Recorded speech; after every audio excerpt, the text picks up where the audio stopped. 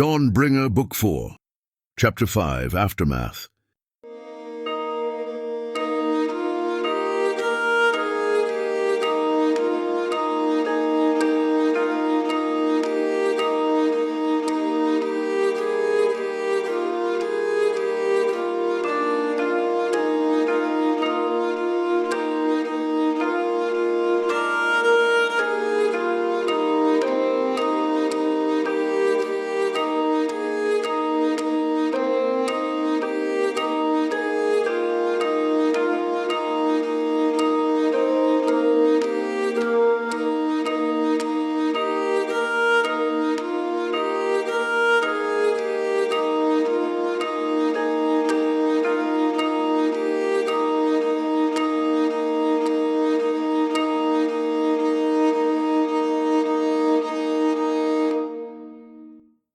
Eldarion awakes to the sound of voices. Without opening his eyes, he allows consciousness to gradually return to him, and the events that led to his collapse surge before his mind's eye. He sees again the hordes of creatures laying siege to the city with merciless intent, and he sees the flames devouring the houses from dragonfire. He sees mangled bodies and slaughtered men, and he sees Rawlane firing arrow after arrow at the reptilian beast that flies overhead. Finally, he beholds in his inner vision the form of Elmarie, white against a black background, and yet hemmed in on every side, assailed until the darkness devours her as well. He sees himself, radiating with a similar white light, reach out to her, his glowing hand extended through the blackness. But as he does so, all the light in him is blown away, and he plunges into endless night. The last remaining enemy forces have been defeated, sir. An unknown voice says. Good. Now I can rest as well. At last. Comes the weary voice of Rawlane close to Eldarion's side. You fought well. Sounds the voice of Tiliana from his other side. All in the city are indebted to you. They are indebted also, and especially, to our two friends, replies Rawlane. I don't know what they did, but they saved us from utter destruction. At this, Eldarion opens his eyes, and yet he is surprised to find himself looking, not into a room bathed in warm and permeating firelight, nor in the light of the sun streaming in through a window, but rather into a murky darkness that is punctuated only by the dim and struggling glow of torches, whose light seems hardly able to reach more than a couple feet. But even in this dim light, he can make out the figures and the faces of the two speakers, sitting on either side of his bed, leaning forward as they converse together. The darkness, he says, finding his voice again and trying to sit up. It endures even now. Oh, you're awake, cries Tiliana, turning to him. How do you feel? Are you able to sit up? Rawlane asks, seeing Eldarion's efforts. Yes. The weakness has in large part passed, says Eldarion, and with little support from Rawlane, he eases into a sitting position while Tiliana positions a few pillows behind him to help hold him upright. I feel more or less like myself again, he remarks, though even as he says the words he knows that they conceal something unspoken, the awareness that deep in his heart something has changed, and that the scars from the absorption of the darkness remain with him, having forever changed him. Is Elmarie all right? Yes. Answers Tiliana with a gentle smile. She awoke not long ago, and she walks now through the corridors of the citadel. She said she needed some time alone. It is good to hear that she is well, though I would like to speak with her myself. Of course, Rawlane says. But first tell me what happened after I lost consciousness, and how long have I been asleep? Not long, considering past incidents, answers Rawlane. It is only afternoon of the day since you fell unconscious. The battle was yesterday, and it ended before the setting of the sun. And then, with an audible sigh, he adds, Though its rising and setting are hardly noticeable now. So defeating the creatures did not expel the darkness caused by the mist. No, it did not. I heard that all the enemy forces were defeated. Eldarion says, By that news I am surprised and yet relieved. It seemed to me that we were almost entirely overrun. We were. Rorlane says with a bow of his head. And yet, whatever the two of you did seemed to suck the will to fight out of the Otenga, as well as dissolving the dragon to nothingness. In one instant it hovered over the city, fire pluming from its jaws, and the next instant both it and the flames born of it disappeared. Unlike what we have now witnessed many times, when the creatures of darkness make contact with the purging light, it was not dissolved, burned away. What I beheld was something different, though it seems to have the same source. It almost appeared that the dragon was consumed from the inside out, that the very stuff of which it was made faded away from within until there was nothing left for its being to feed upon for its substance. That is rather accurate, Remarks Eldarion, recalling the intense, timeless moment that he and Elmarie shared in their confrontation with the darkness. What exactly happened? Asks Tiliana. After pausing for a moment, grappling for an answer, Eldarion responds.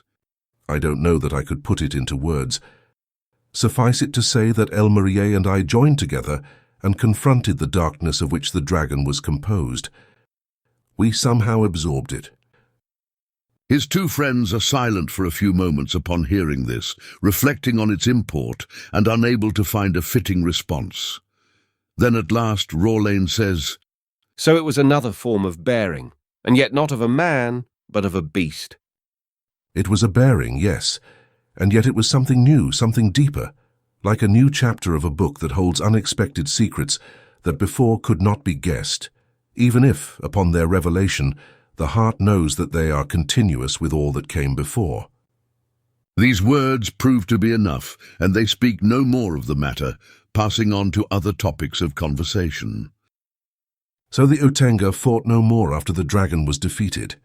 Asks Eldarion. Rorlane shakes his head. That is not true. They seemed dazed for a moment, just long enough for us to mount a counterattack, but then they fought as they did before, though with less vigour and less concord, almost like they were confused and thrown into disarray. Yet it seems that whatever you did with the dragon also affected the origin point in the crater. Either that, or we had already resisted the majority of their forces. For little more emerged from the crater after your absorption, and those lingering in the city we have been able to defeat over the last day. Rorlane smiles softly and adds, Yet I have fought no more since what happened on the battlements. I have been in the citadel, trying to remain alert, while channeling the light for the weapons of our troops. Without Elmarie and myself, that task fell to you alone. Aye, it did, but it was one that I was glad to fulfill. With this, Rorlane leans back in his chair, and yawning he adds, Yet I have not slept at all, and feel exhaustion closing about me. I am impressed and grateful, says Eldarion, reaching out and placing a hand on his friend's shoulder. Your stamina far outmatched mine, both in combat and in channeling the light. As for the light, Rorlane remarks, I think that you bear most of the strain. I draw on the power within you, and so it takes much less of a toll upon me. But a toll it still exacts. I recall what happened in the depths, beneath the black castle of the Lord of Mares. Rorlane nods in acknowledgement. So go, my dear friend. Go and take some well-deserved rest. Any other questions I have, I am sure Tiliana shall be able to answer. With this, Rorlane takes his leave, and the two remain in the room alone, the darkness silent and still between them for a few minutes. At last Eldarion says, I'm glad that you survived the battle. With a shadow of grief crossing her features, Tiliana replies, And yet so many did not. Yes, the losses were so great. Did many more perish after I lost consciousness? It was horrible for a long time, as we tried to save as many people as we could from the fires. Those unable or unfit to fight have spent the last day combating the flames and rescuing survivors of the battle, both in the streets and in the buildings. The upper level of the city lies almost entirely in ruins, or at least everything that was able to burn.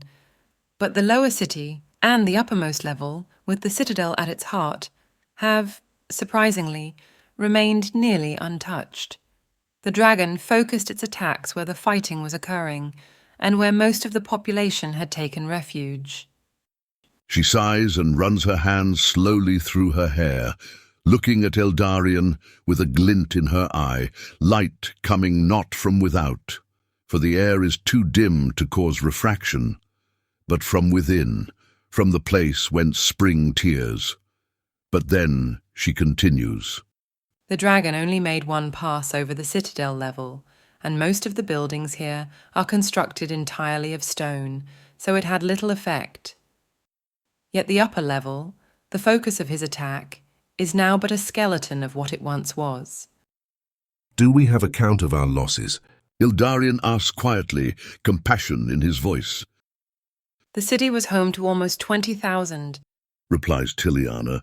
and we have account neither of the living nor the dead. But if I had to guess, I would say that half of us have been slain and half of us still live. A terrible loss.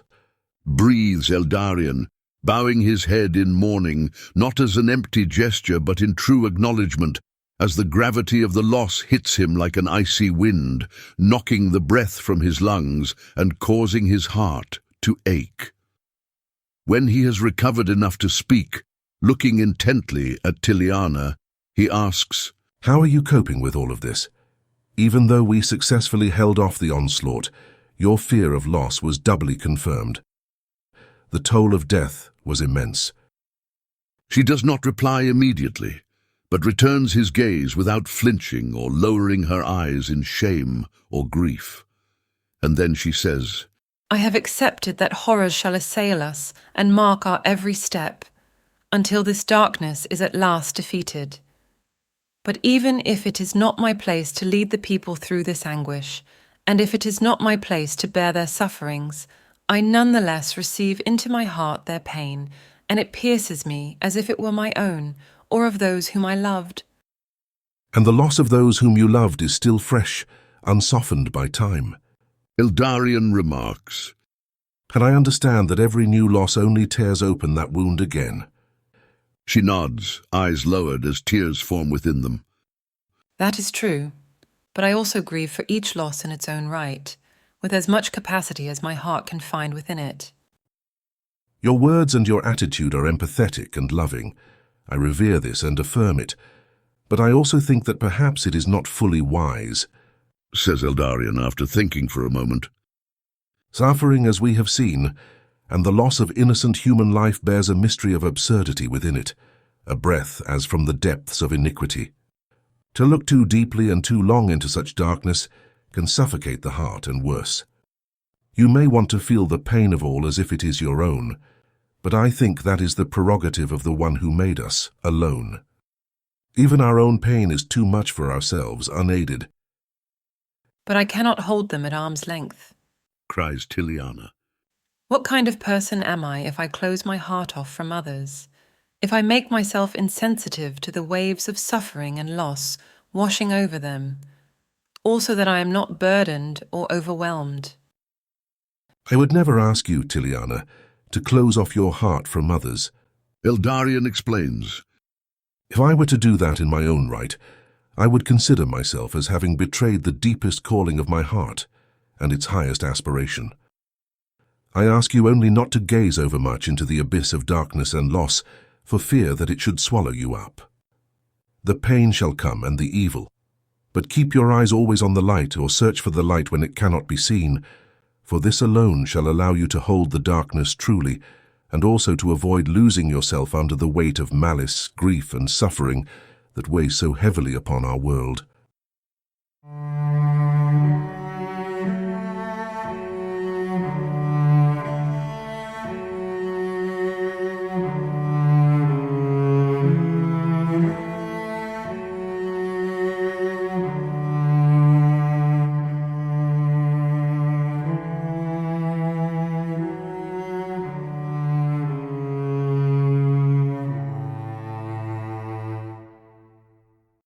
After their conversation has concluded, Eldarion rises from his place of rest and dresses in a set of new garments that have been laid out for him, as his others were torn and covered in muck from the battle. His pants and tunic are of thick and strong leather, padded on the inside with softer cloth. His undershirt is of a starched white, tied at the breast with loose strings.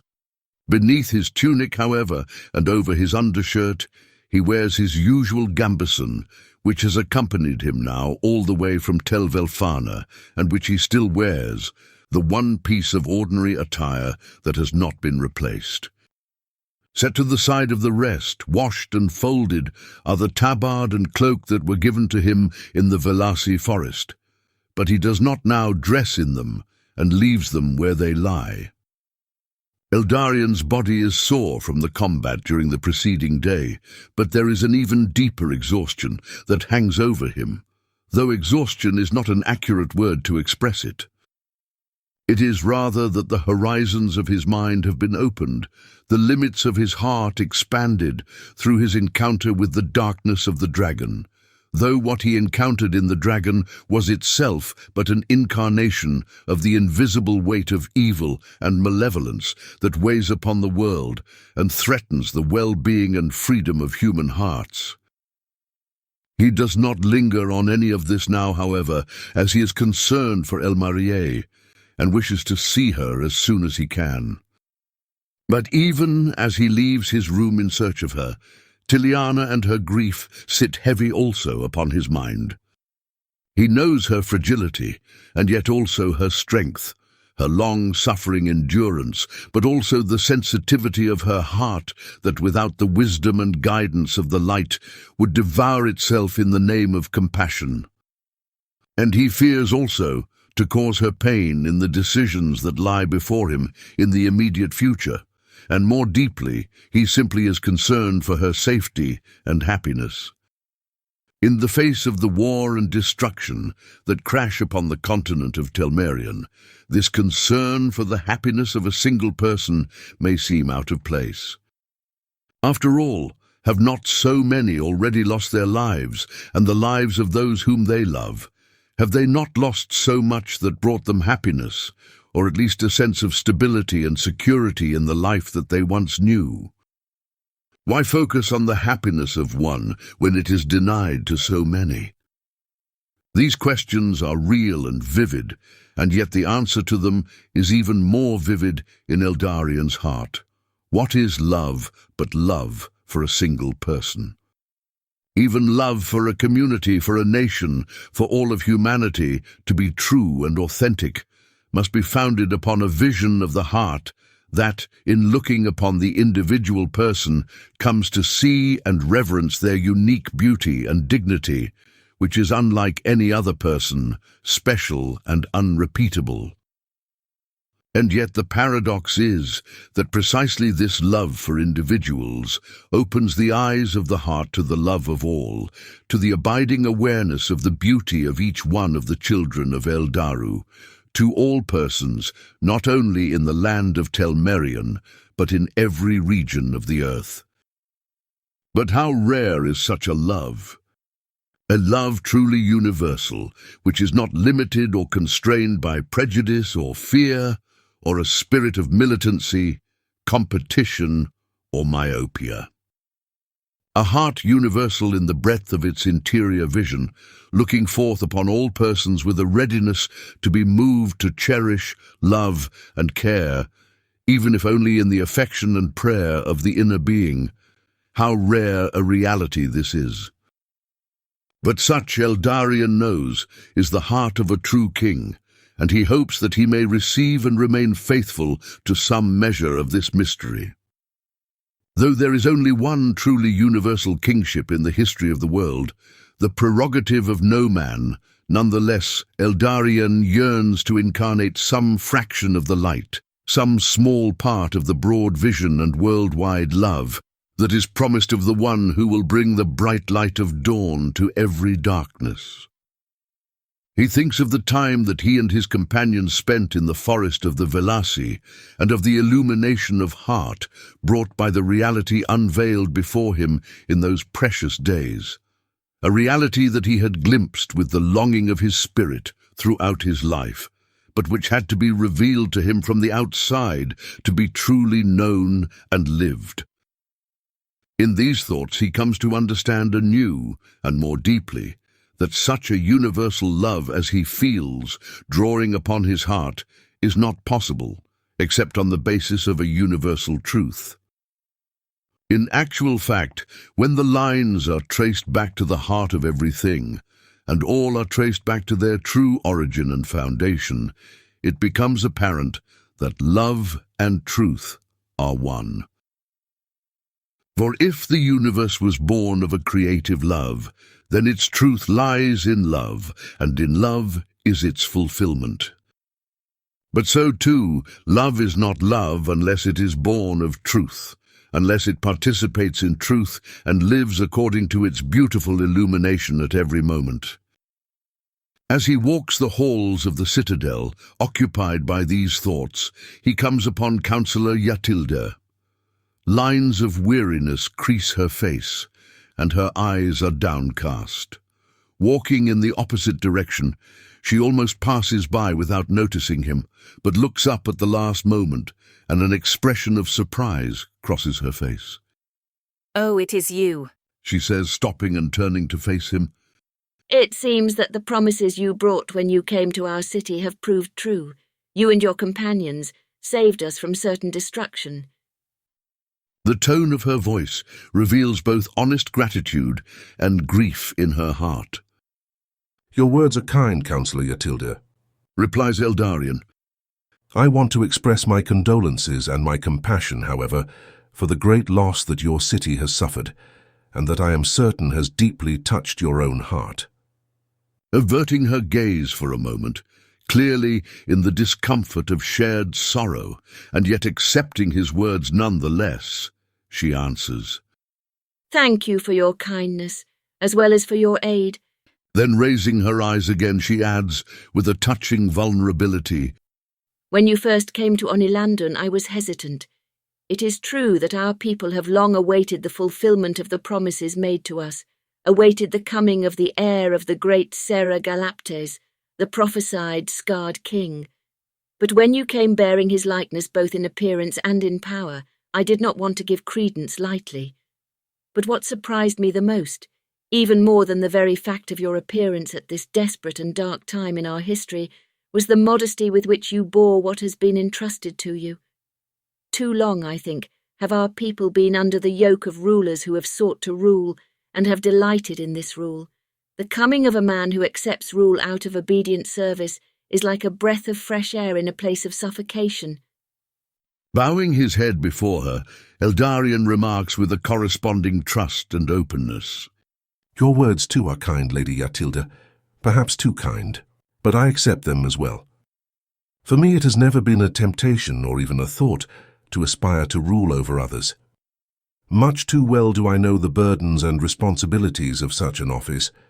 It is only the longing of my heart to care for the people of our land and to ensure their safety and prosperity that allows me to accept what has been entrusted to me, not with a sense of mere burden or weight, but with true desire and willingness born from deep within.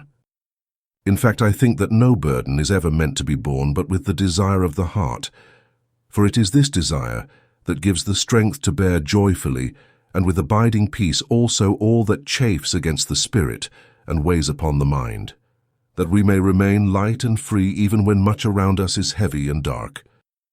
"And it is precisely such dispositions, Eldarion, that make me hope that you will indeed someday become our king," says Yatilda. "Though such a day seems far away and unattainable, but if there is any hope for a dawn after such darkness, it lies in the reality that burns like a flame spark in your heart." That spark lives in all of us, Eldarion affirms simply in response. "Well then, may you find opportunity to stir it into flame. The people are already muttering about the saviour of the city, whose light they saw flashing upon the weapons of all and devouring the very darkness itself."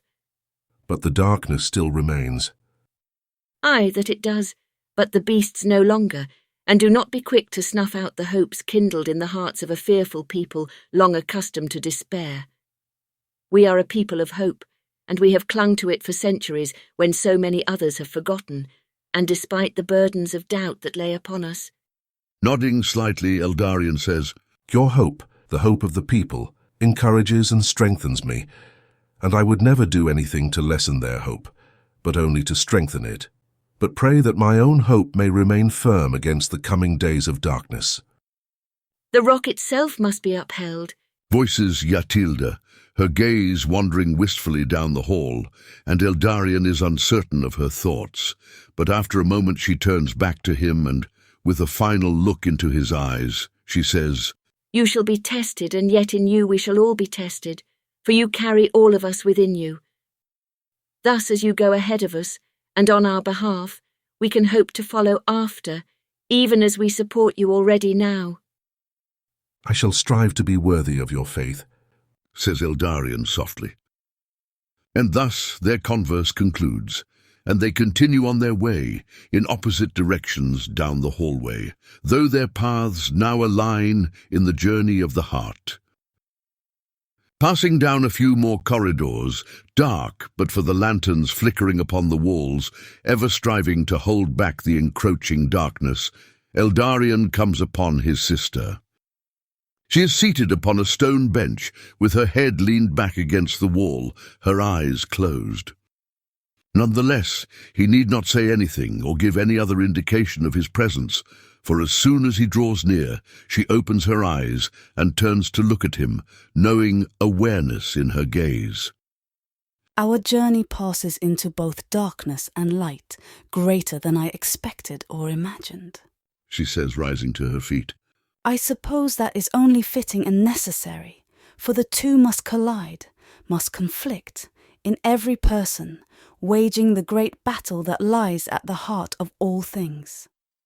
I do trust and believe in the victory of the light, but the darkness is so deep and so wide, and it harms so many whom I would wish to save. She pauses and takes a step toward him, the expression written upon her face drawing lines of weariness and care far deeper than her age or her innocence would suggest. And it ploughs furrows in my own heart too, this darkness and this evil.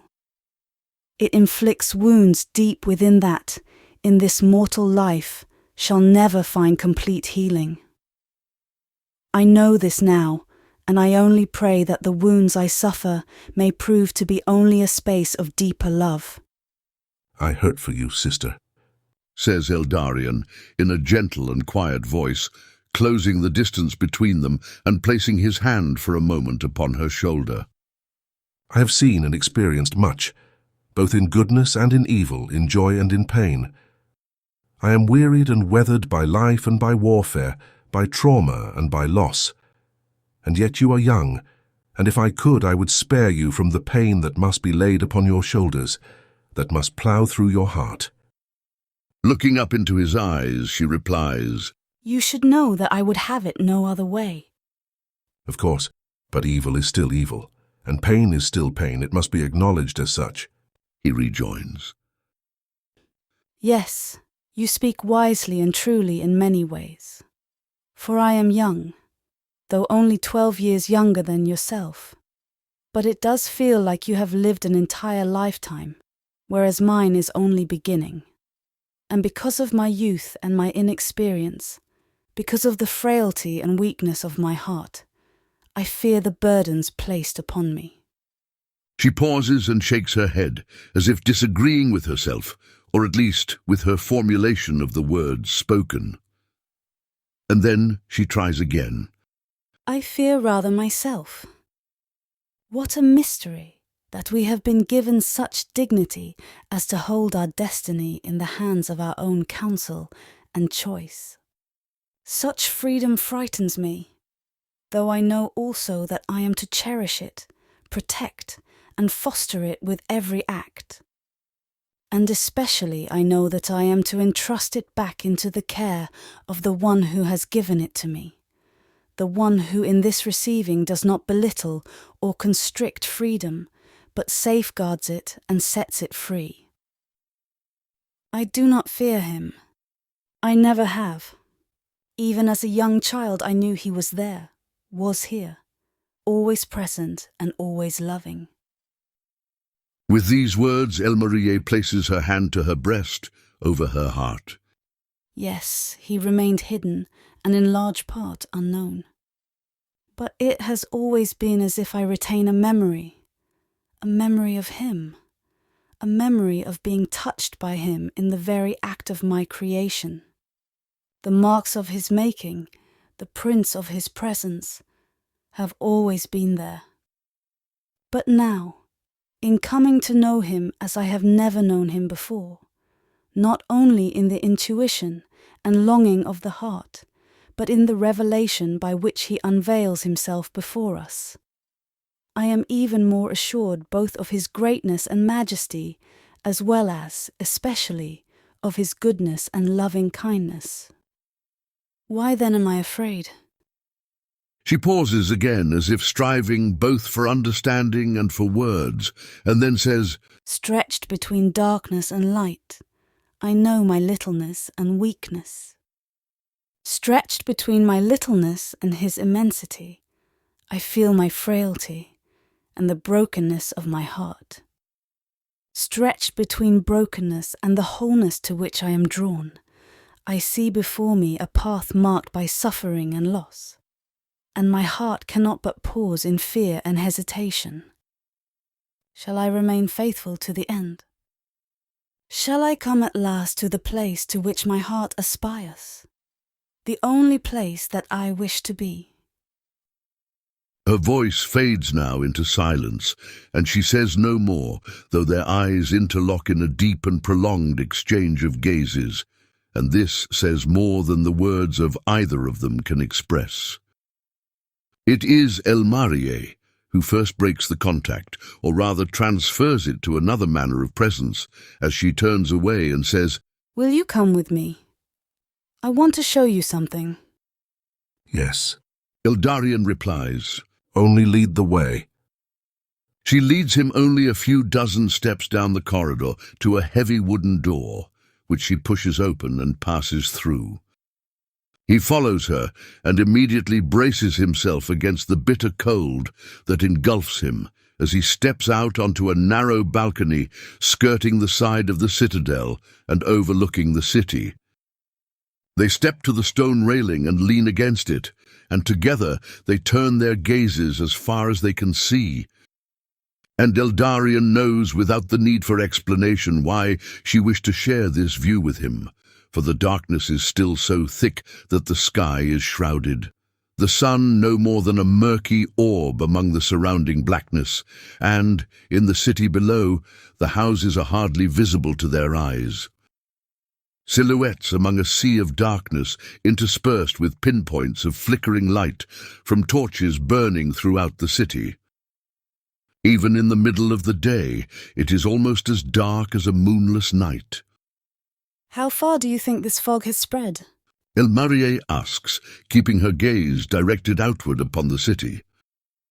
It is impossible to know, replies Eldarion after a moment of thought. but if it spread high enough and wide enough to blot out the very light of the sun, then I fear it has spread far indeed. Over the entire land of Telmerian? Perhaps. They both lapse again into silence, and the air around them echoes this silence, not sweet and rich, like the silence of a wood on a spring afternoon, or like the silence of the seaside, or like the silence of prayer's sanctuary. No, it is rather like the silence of fear and death, of suffocation and loss. Eternal and endless night. This is the fear of every heart. It conflicts with everything that we are and everything that we desire. It is the loss of communication, the rupture of dialogue, crying out for another and yet finding one's voice muffled, stifled into nothingness and bringing no response. All beauty is shadowed, submerged, and nothing remains but the affliction, the suffocating affliction of a fog that wraps around the eyes and the mouth, bringing both blindness and death, death unending. She reaches out and places one of her hands within Eldarian's, and he holds it tight. This, I understand, is what our enemies would seek to do to our world. This is what I fear. And this is what I pray all the children of this world are spared. You have been touched, Elmarie, Says Eldarian at last, inclining his head toward her out of spontaneous care and affection. No, you have been pierced and wounded, as you yourself said, and there is nothing I can do or say in response that would bring you the answers or the consolation that you desire. I can only join you in the same mystery, knowing that what we feel, what we bear, is but a participation in the pain of all, and I hope a vessel for their healing and salvation. She leans her head against his shoulder and exhales deeply. I know that you are with me, Eldarian. Nothing that I say is foreign to you now, for you bear it also in your own heart, just as I bear you in mine. When we absorbed the darkness of the dragon, you felt as I felt and bore what I bore. I know this. We were united as one in that moment, and the unity lingers even now, though hidden from sight and feeling. Indeed, I felt as if you yourself, Elmarie, came to live within me by this shared act and experience. Surely you felt the same. It is not even a question, She replies. Indeed, when we were joined together, I saw what you saw. Not only in that moment in which we received the darkness together, but also in the past. I saw the memories of your life as if they were my own. Indeed, almost as if I was living through them myself. Only this sense of your presence, in fact, enabled me to receive and to bear the darkness as I did, as we did together. What a mystery. Eldarian breathes, astounded at the ease with which they are able to name what has occurred between them, occurred within the heart of each of them, and yet also at how, in naming it, it also seems to slip away and to elude their grasp, a mystery not to be held and comprehended, but to be surrendered to and lived in the trust that surpasses feeling even while holding it. And I cannot help thinking that this joining of heart and life, this joining of hearts in a unity that does not dissolve distinction, but affirms it in mutual belonging, I cannot help thinking that this is a taste of what awaits us beyond death in the true path of eternity. And yet no power of our own, no capacity of human or Anaya can bring us there. It is the prerogative and the capacity of the One alone, who in creating us can also fulfill us. Indeed, not only is it so far beyond our reach, even as our hearts cannot but yearn for it, since for it we have been made, but we have also betrayed this gift in 1,000 ways. Only he who, in witnessing us falter, does not lose either compassion or the ability to save, can also redeem us and restore us. It is he who made us, and it is he alone who can grant us the fulfillment of his gifts, gifts also that we have betrayed in our infidelity, and yet which he promises to grant anew in undeserved mercy. This promise, it is inscribed into the heart of each one of us, is it not? The whole of our life is stretched between two abysses, and yet passes through a third, and in this lies its whole drama and mystery. We have been born from the abyss of uncreated love, and unto this love we are destined to return. And yet along the paths of this life we pass through an abyss of suffering and darkness, the fruit of evil, which threatens to pull us away from our origin, and thus also from our end. And yet our faith, our trust, and our consolation is this, that the abyss of love also cradles not only to two ends of time, the two ends of the life of every person, but also each and every moment of time, and all the fabric of history. For never, but through this love at work in us and for us, this love to which we are invited to surrender, can we hope to pass beyond the abyss of death and into the abyss of endless life. In other words, we must be held and carried. Only love can carry us where love desires us to be, and He has implanted in us the desire to be there too, with Him, for He knows that only in His embrace is everlasting bliss and perfect happiness. After these words have echoed for a time in the silence, Elmarie shivers and lifts her head, saying, "It is cold out here. Let us return indoors."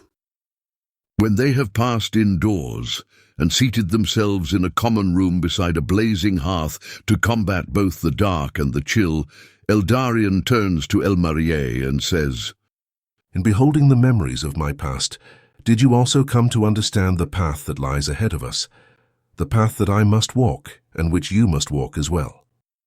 "You speak about the vision." asks Elmarie. "So you did witness it?" "I did, and the understanding given to you was also communicated to me. And I think that this was necessary, for if we are to walk forward into the darkness together, our hearts must be joined and united as one." "Then you know that the darkness and evil we have now witnessed is only a taste of what awaits us," remarks Eldarion. "You once descended into the very heart of the castle of darkness in order to save Tiliana, and so I shall not hesitate to walk through whatever darkness in order to bring relief and salvation to our hurting people, though I am glad to have you by my side. For I do not trust in the strength of my heart, nor of my flesh, and I fear it shall fail before the end." "Regardless of whether we walk unto failure or unto victory, we will walk nonetheless. But my hope is that our journey shall not be as absurd as that. Together then let us walk. Let us walk into a mystery not of our own making, and far beyond our foresight or control. Nothing remains for us then but hope, and the longing of the heart for life." "This ancient citadel that you beheld and that I beheld in you, where is it?" Was not understanding of this given to you? "Only the glimpse necessary to set out, and no more than this." So it is with me. It lies to the north, at the heart and the height of the Teldran Mountains, nestled atop the ageless peaks and looking out over the land like a sentinel of the ages, though now this land is shadowed in darkness, hidden from even such sight as this. I think that only one such castle can fit what we saw. It is the citadel and seat of Saragalaptes, which fell long centuries ago and has lain all this time in ruin. "And so it is thence that we journey." "Yes, and my heart calls for haste. I do not wish to delay any more than necessary. Not only does the well-being of our people depend upon this, but I also feel something within my heart tugging me there. It draws me, whether for good or ill I am uncertain, but it draws me." Here Eldarion pauses and fades into silence, almost as if withdrawing into himself, such that even his physical form seems to sink into the shadows. Elmarie turns toward him as if to speak, but then he opens his mouth and continues. "I am afraid. I'm afraid the same as you, Elmarie. I fear for our journey, and I fear for the people of Telmerion. After the darkness that we absorbed, after this darkness pierced my heart, I feel that it bleeds now at the slightest provocation, and that even a whispering echo of evil spears it like an onrush of anguish." "But we cannot remain and shield ourselves, while others stand unprotected before the onslaught of evil."